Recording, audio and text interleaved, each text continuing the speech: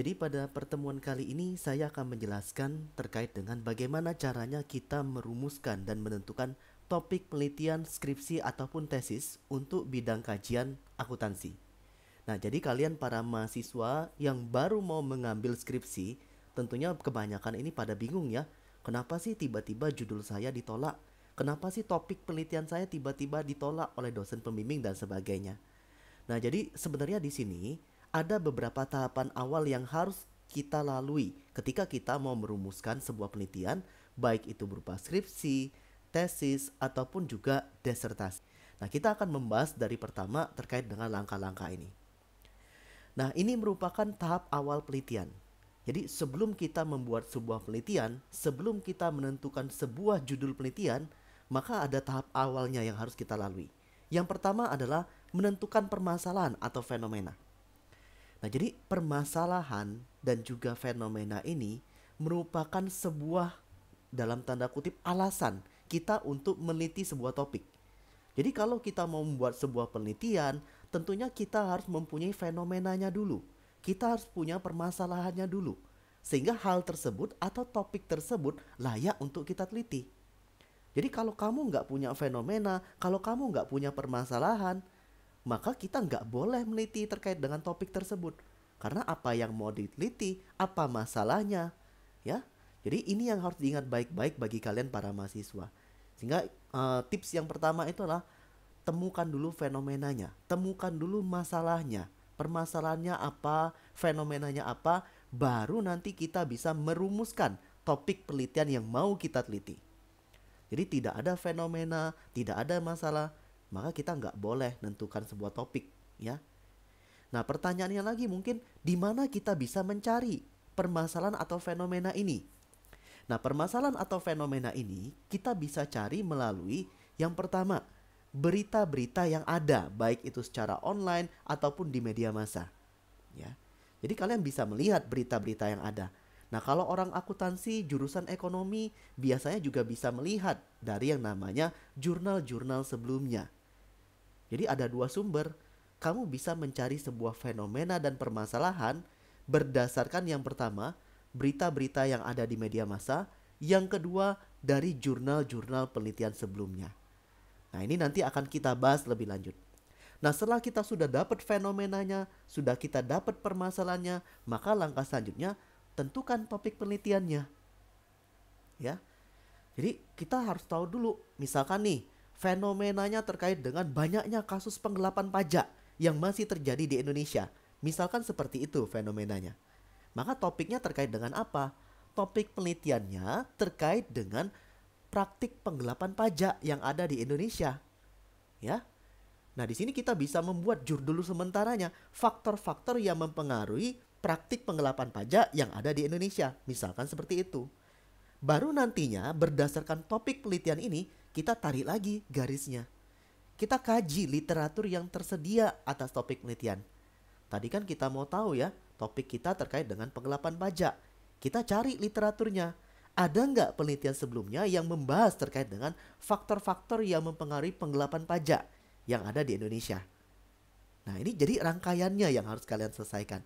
Baru nanti setelah kita tahu faktornya apa saja, misalkan faktor X1, faktor X2, dan X3. Nah, baru kita tentukan judul penelitiannya.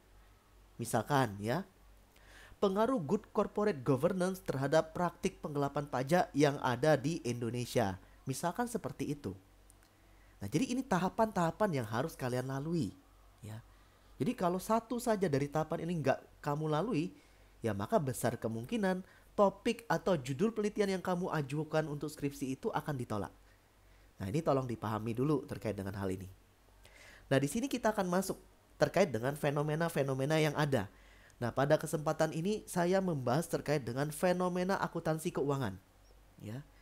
Nah, di sini ada sebuah berita, alami kebangkrutan dan terlilit hutang triliunan rupiah, Garuda Indonesia akan berhenti beroperasi di tahun 2024.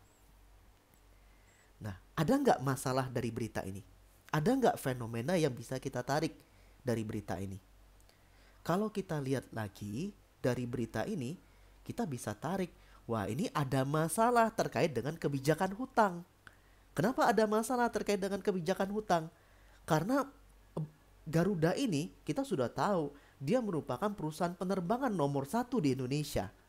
Harusnya kan dalam pengelolaan hutang, pengelolaan arus kas dan sebagainya, ya harusnya manajemennya sudah tahu, sudah harus lebih baik lagi dibandingkan dengan perusahaan-perusahaan kompetitor.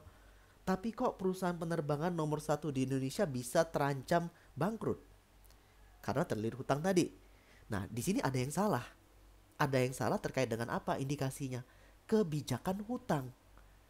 Maka kalau kita tentukan topik penelitian kita berdasarkan fenomena yang ada tadi, fenomenanya Garuda terlilit hutang, terancam berhenti beroperasi. Topiknya apa? Kebijakan hutang. Faktor-faktor yang mempengaruhi kebijakan hutang.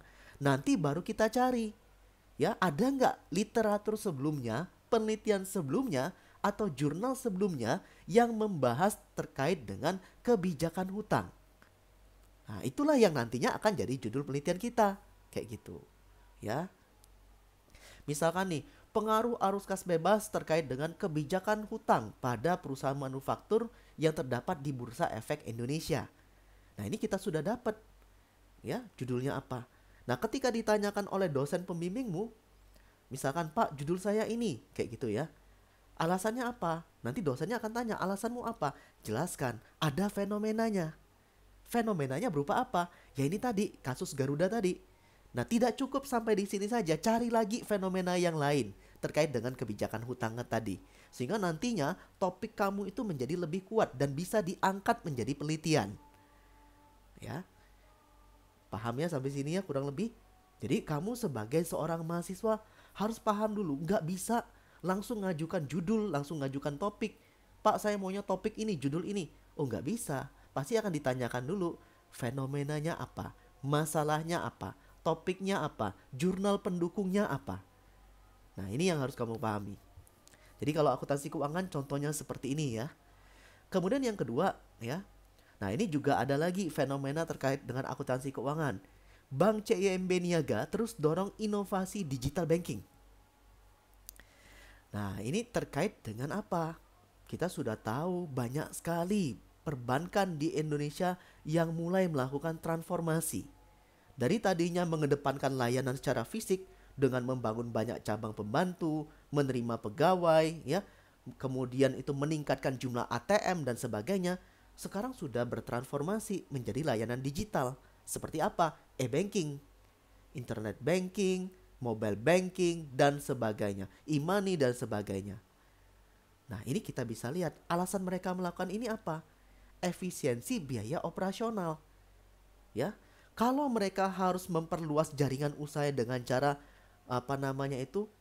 membangun kantor cabang, menerima pegawai, ya, kemudian menempatkan ATM dan sebagainya, biaya operasionalnya akan sangat tinggi sekali dibandingkan ketika mereka melakukan transformasi secara digital dengan menggunakan sistem electronic banking. Maka biayanya akan jauh lebih murah, jauh lebih efisien. Nah, ini fenomenanya. Artinya apa? Di sini ada yang namanya intellectual capital. Nah, jadi topik kita bisa berupa intellectual capital, di mana kalau selama ini orang berpikir kalau usaha itu harus maju, kita harus mengandalkan modal fisik ya, berupa aset tetap seperti tanah, bangunan, ya, kemudian juga berupa yang lainnya dan sebagainya. Nah, sekarang paradigmanya sudah berubah. Kita juga harus mengadopsi yang namanya teknologi, ya, pengetahuan. Nah, inilah yang dinamakan sebagai intellectual capital. Maka topikmu bisa berupa intellectual capital, faktor-faktor yang mempengaruhi intellectual capital atau pengaruh intellectual capital terhadap kinerja perusahaan. Tinggal dicari literatur-literaturnya dan sebagainya. Nah, ini fenomena-fenomena yang ada. Kemudian yang ketiga, misalkan kita bahas terkait dengan fenomena perpajakan. Nah, kalau tadi yang kedua tadi saya bahas itu berdasarkan berita, maka fenomena itu juga bisa berdasarkan data. Nah, kita lihat di sini. Saya punya data, ya. Nah, ini merupakan perkembangan rasio kepatuhan wajib pajak. Kita bisa lihat dari 2010 sampai dengan 2016, kita lihat rasio kepatuhannya cenderung meningkat, ya. Jadi yang garis merah ini adalah rasio kepatuhannya seperti itu, yang garis merah ini ya. Kemudian yang garis oranye ini adalah jumlah wajib pajak terdaftar, juga meningkat. Kemudian yang garis hijau ini adalah jumlah wajib pajak terdaftar wajib SPT. Nah, di sini ada kesenjangan atas data ini. Kita tahu, katanya kepatuhan wajib pajaknya meningkat. Jumlah wajib pajak terdaftarnya juga meningkat. Tapi kok jumlah wajib pajak terdaftar yang wajib SPT justru menurun. Dari tahun 2000, kita lihat dari tahun 2011 sampai dengan tahun 2016. Artinya apa di sini?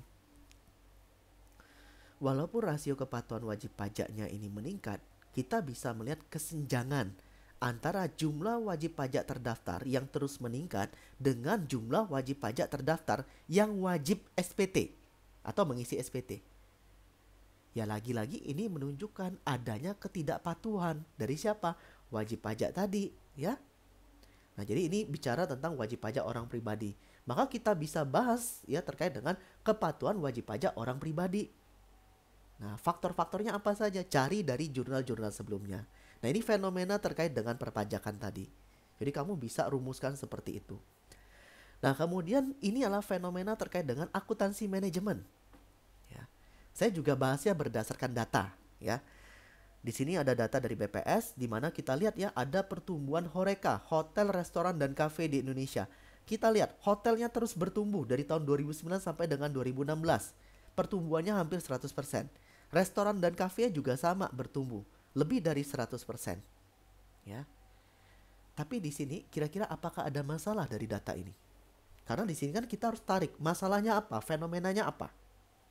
Sekilas kalau kita lihat dari data ini, tentunya kita berpikir, Pak, ini nggak ada masalah loh. HoReCa-nya naik semua. Pertumbuhannya bagus, cenderung naik dari tahun ke tahun. Nah, tetapi di sini ada satu hal yang bisa kita ambil masalahnya. Kalau jumlah hotel, restoran, dan kafe itu terus meningkat dari tahun 2009 sampai dengan 2016, artinya yang terjadi apa? Persaingan usaha juga semakin ketat. Ya, kan jumlahnya semakin banyak nih, hotel, restoran, dan kafe. Artinya persaingannya juga akan semakin ketat. Nah, ketika persaingan ini semakin ketat, maka kinerja manajerial dari setiap perusahaan harus ditingkatkan. Nah, di sini topiknya apa? Topiknya terkait dengan kinerja manajerial. Faktor-faktor yang mempengaruhi kinerja manajerial di sebuah perusahaan, misalkan kayak gitu. Baru tinggal kita cari, ya, penelitian-penelitian sebelumnya ada nggak yang berbicara tentang faktor-faktor ini? Ya, nanti baru kita buat judulnya seperti itu, ya. Nah, kurang lebih seperti ini ketika kita mau menentukan yang namanya judul penelitian. Jadi nggak langsung asal tembak ya. Sekali lagi nggak langsung asal tembak, semuanya ada tahapan. Kita tahu tadi tahapannya ini, tentukan dulu permasalahannya apa, fenomenanya apa, rumuskan topiknya, kaji literatur, jurnal-jurnal referensi sebelumnya, paling tidak 5 jurnal, baru rumuskan judul penelitian. Baru buat bab satunya. Nah, ini supaya nantinya skripsi kita nggak ditolak, ya. Jadi jangan langsung asal tembak kita. Kita harus melalui tahapan-tahapan ini dulu. Nah, ini tahapan penelitiannya, ya. Jadi tetapkan masalah, kaji teori, ini menyusun hipotesis, uji hipotesis, menarik kesimpulan. Ya. Ini tahapan penelitian secara keseluruhan. Nah, tetapi tahapan awal yang tadi sudah kita bicarakan. Nah, kurang lebih ini saja ya tips untuk kalian ketika memang kita mau membuat sebuah skripsi ataupun juga tesis. Ini yang paling banyak dilupakan.